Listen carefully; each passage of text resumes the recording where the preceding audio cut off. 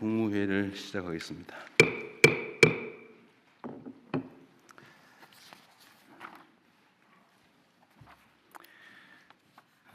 21년 만에 국빈 방한한 브라질 룰라 대통령과 양국 관계를 전략적 동반자 관계로 격상하고 구체적 로드맵에도 합의했습니다. 민주주의 위기를 슬기롭게 이겨낸 경험을 공유한 우리 두 나라 국민의 우정과 연대는 앞으로 더욱 굳건해지고 양국 공동의 번영을 위한 든든한 토대가 될 것입니다. 2026년 밀라노 코르티나 동계올림픽이 폐막했습니다. 우리 선수단 모두의 뜨거운 도전은 국민들에게 큰 감동과 자부심을 주었습니다. 스포츠 외교 측면에서도 값진 성과가 있었습니다. 팀 코리아 정신으로 국민에게 뜻깊은 겨울을 안겨주신 우리 선수단과 지원 스태프 여러분에게 감사드립니다. 우리 격려의 박수 한번 부탁드릴까요?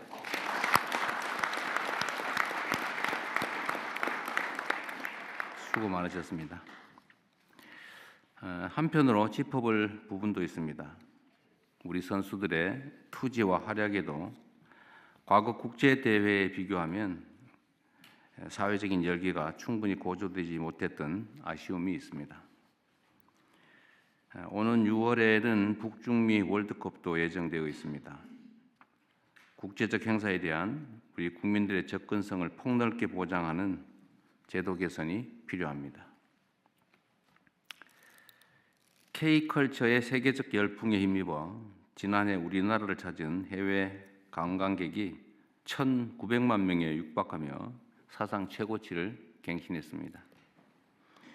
이번 설 연휴 기간에도 면세점, 백화점 등의 외국인 매출이 폭발적으로 늘어났다고 합니다.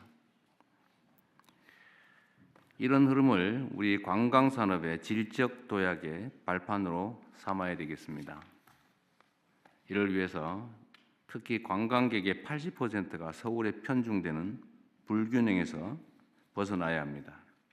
지방주도, 지방 중심으로 관광산업 대전환이 이루어지면 좋겠습니다. 지역 맞춤형 관광상품 개발과 함께 교통, 숙박, 쇼핑, 결제에 이르기까지 고질적인 불편을 해소하는 데 정책 역량을 모아주시기 바랍니다. 바가지 요금, 과도한 호객 행위 같은 시대착오적인 악습도 뿌리 뽑아야 되겠습니다. 전국이 함께 만든 K관광 강국 대한민국을 실현하기 위해 중앙과 지방, 민과 간 모두의 적극적인 협력과 소통을 부탁드립니다. 얼마 전에 청와대 업무량이 역대 최고 수준이라는 기사가 있었는데 부처 상황도 마찬가지일 것 같습니다. 국정 책임자로서 또 한편으로는 미안하고 고맙기도 합니다. 일부에서 워라밸 얼마나 중요한데 공무원들도 가정이 있지 않냐라고 하는데 그 말도 일리가 있습니다. 또 한편으로 보면 우리 공직자, 특히 고위공직자들의 손에 국가의 운명이 달려 있습니다. 워라밸도 좋긴 하지만 지금은 위기 비상 상황이라 모든 시간을 갈아 넣어도 부족할 정도입니다. 잠시 어렵더라도 잘 견뎌내 주시기를 부탁드립니다. 민생의 어려움을 덜기 위해서 신발끈을 더욱 단단하게 조여매야 되겠습니다. 우리 장관님들 또 처장님들, 청장님들 수고가 많으신데 제가 한 가지 부탁 좀 드리려고 합니다. 부처 내에 그 공직자들이 어려움이 좀 있습니다. 그게 뭐냐면 책임이죠. 책임, 문책.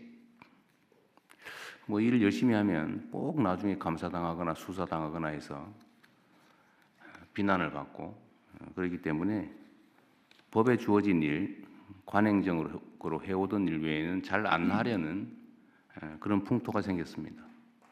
안타깝지만 현실입니다. 우리가 제도 개선을 통해서 이제 그렇게 하지 않아도 되는 적극적으로 열심히 일하는 공직자들이 존중받는 그런 나라를 만들려고 노력하겠지만 특히 우리 국무위원들께서 신경 써줘야 될 부분이 하나 있습니다. 공직자들은 어쨌든 그런 문책의 두려움 그런 것들이 업무에 제한으로 작용하기 때문에 이걸 좀 덜어줘야 됩니다. 책임이 클수록 그 책임을 확고하게 자기가 지겠다라는 것을 하급자들에게 보여줘야 됩니다. 책임은 내가 진다 라는 걸 분명하게 보여줘야 됩니다. 좀 그렇게 표현도 해주시고요. 제가 개인적인 경험을 하나 말씀을 드리면 보통 공직자들이 기한을 해올 때 어떤 정책 결정 아니면 이걸 할 때 최종안을 만들어 오는 경향이 있어요. 그리고 이제 눈치를 보죠. 우리 장관께서 이렇게 원할 것 같은데 그런데 이렇게 하면 나중에 문제되지 않을까? 내가 나중에 책임져야 되지 않을까? 그런 걱정을 하게 되거든요. 그 걱정을 덜어주는 방법이 하나 있습니다. 지시사항으로 써주세요. 공무원들은 지시사항에 따라서 일한 거는 문책당하지 않거든요. 면책되기 때문에 확실하게 내가 책임진다. 그래서 필요하면 지시사항안을 만들어 와라. 그러면은 내가 지시사항으로 써주겠다. 라고 하고 실제 그렇게 해주세요. 뭐 장관이 지시해서 한 건 문제가 없잖아요. 대신 장관이 책임지는 거죠. 또 예를 들면 어떤 복수의 안이 있을 수 있죠. A안, B안, C안. 그걸 복수로 써오게 한다면 선택하세요. 선택하면 장관의 책임 아닙니까? 단일안을 최종안을 만들어 오라고 하면 스트레스 받으니까 지시사항을 써주거나 아니면 복수안 중에서 최종 책임자가 고르는 거죠. 그러면 실무자는 책임이 없으니까 좀 마음이 편할 겁니다. 이런 방식을 통해서 공직자들이 적극적이고 책임 있는 행정을 유도해 주시면 좋겠어요. 우리가 행정을 하는 데는 두 가지 측면이 있죠. 좀 더 좋은 안을 만들어서 집행하는 것, 소위 혁신이라고 할 수 있을 것 같아요. 또 과거에 잘못된 관행이나 또 잘못된 점들을 시정하는 것, 개혁이라고 할 수 있겠죠. 잘못된 걸 고치고 더 나은 상황을 만들어가는 것. 이 개혁과 혁신이 적절하게 조화를 이루어야 되는데 이 개혁을 하려다 보면 좀 잘못된 걸 고치려다 보면 저항이 있기 마련입니다. 거기에 뭔가 이해관계가 엮여 있거나 또 관성이라고 하는 게 있잖아요. 그래서 이 개혁 과제들은 사실은 해야 될 일인데 쉽지가 않습니다. 또 은폐되어 있는 경우도 많아요. 문제가 없는 것 같은데 그 밑에 살짝 숨겨져 있죠. 이런 것들을 잘 찾아내고 잘못된 것들은 고쳐가는 것이 매우 중요할 것 같습니다. 내부에서 굳어진 잘못된 사안들을 좀 더 능동적이고 적극적으로 찾아내 주시면 좋겠습니다. 전에도 말씀드렸지만 성과라고 하는 게 뭔가 큰 획기적인 한두 가지 행위로 고쳐지지가 않아요. 바뀌어지지가 않습니다. 작은 것들을 모으면 성과가 되죠. 그럼 정성이 필요해요. 또 시각도, 바른 시각도 필요합니다. 똑같은 상황을 보고도 이 사람은 문제를 느끼는데 저 사람은 못 느끼는 경우가 많아요. 그래도 일상적으로 해오던 사람들은 그게 뭐가 문제인지 인식하기 어렵습니다. 그건 사람이 나빠서 그런 건 아니거든요. 그래서 장관이나 처장, 청장 이런 분들이 새롭게 가면 이제 새로운 시각으로 사물을 볼 수가 있죠. 그래서 개혁적인 마인드, 그 능동적인 사고, 적극적인 행동 이런 게 정말로 중요합니다. 물론 그 과정에서 이제 신상필벌도 분명하게 해야 되고 또 기관장이 내가 책임진다라는 점을 분명하게 밝혀서 공직자들이 자신감을 가지고 할 일을 할 수 있게 해주시기 바랍니다. 끊임없이 대화, 토론을 통해서 시각도 교정해 줘야 돼요.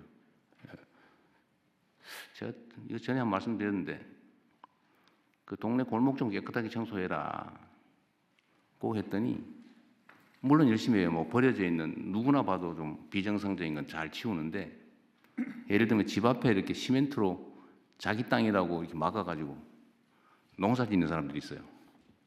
하도 오랫동안 했기 때문에 그거는 이 비정상인 줄 인식이 안 됩니다.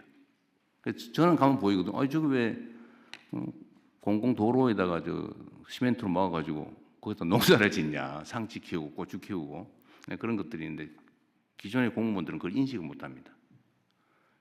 그건 새로운 시각을 가진 사람이 지적을 해야 그때야 비로소 보이는 거죠. 예를 들면 그런 거니까 우리 부처청에서 하는 일들 중에 새로운 시각으로 보면 좀 고쳐야 될 게 꽤 많이 있습니다. 명백하게 잘못된 거는 잘 드러나지 않죠. 그런 것들은 당연히 고쳤을 테니까요. 드러나지 않는데 문제가 있는 것들이 많습니다. 좀 자세히 들여다보고 그래서 현장이 중요하죠. 수요자 중심의 마인드가 또 그래서 중요합니다. 우리가 주는 쪽에서 보는 거하고 받는 쪽에서 보는 거하고 다르죠. 그러면 끊임없이 새로운 시각을 가진 사람들하고 교류하고 토론하고 그럴 필요가 있습니다. 그리고 또 한 가지 앞으로 우리 국무회의를 좀 방향을 바꾸면 좋겠어요. 뭐 가급적이면 자유롭게 토론하자고 하지만 사실은 좀 꺼려지는 것도 있죠. 근데 이 자리는 우리 국민들께서 직접 지켜보시니까 뭐 각 부처에서도 행정 과정을 잘 공개하고 있겠지만 이런 기회에 각 부처에서 하고 있는 일들 중에 우리 국민들께 뭐 자랑하거나 또는 보여드리고 드려야 될 일들을 가끔씩은 좀 의미 있는 것들은 제시하시는 것도 좋을 것 같습니다.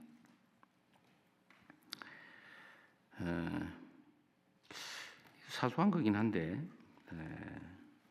제가 이런 것도 좀 가능하면 각 부처에서 좀 관리 찾아주면 좋겠어요. 사람들 속에 섞여서 얘기를 듣다 보면 이런 얘기를 듣게 돼요. 소위 이제 집합 건물 또는 뭐 상가 이런 데 관리비 받잖아요, 관리비. 이게 꽤 오래된 건데 요새 이제 임대료에 제한이 있다 보니까 관리비를 올리는 경우도 있다고 해요.